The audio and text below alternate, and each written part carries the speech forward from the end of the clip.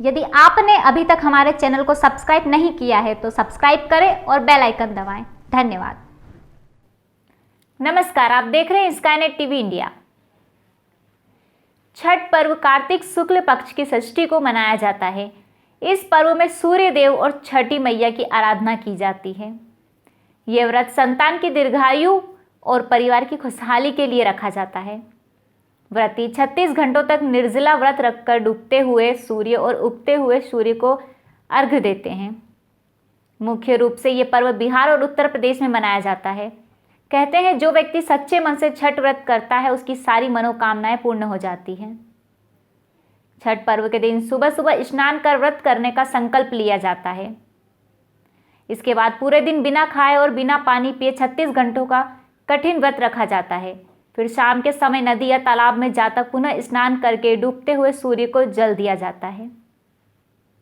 अर्घ्य देने के लिए एक बांस के सूप में केला, कुछ अन्य फल, अलोना प्रसाद, गन्ना आदि रखकर उसे पीले वस्त्र से ढक दिया जाता है। इसके बाद सूप में दीप जलाकर और सूप को हाथों में पकड़कर अस्त होते हुए सूर्य को अर्घ्य दिया जाता है। इस दिन छठ पूजा का प्रसाद बनाया जाता है। छठ पूजा का मुख्य प्रसाद होता है ठेकुआ। इस दिन कई जगह पर चावल के लड्डू भी बनाए जाते हैं। इसके बाद सभी बनाए गए प्रसाद और फल को एक बांस की टोकरी में सजाए जाते हैं।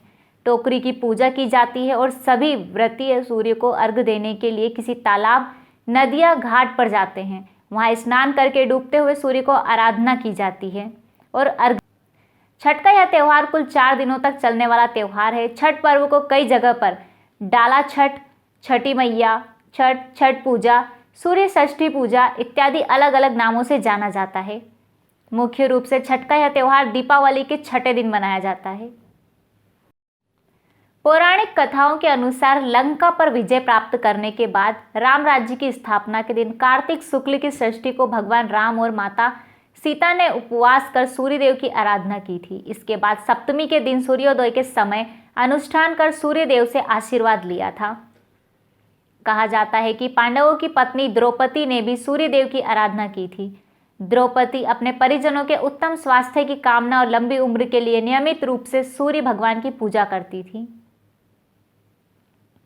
एक अन्य पौराणिक कथा के अनुसार सूर्य पुत्र कर्ण ने सूर्यदेव की पूजा की थी और कहा जाता है कि कर्ण भगवान सूर्य के परम भक्त थे। वह प्रतिदिन कई घंटों तक पानी में खड़े रहकर सूर्यदेव की आराधना किया करते थे और उन्हें अर्घ्य देते थे।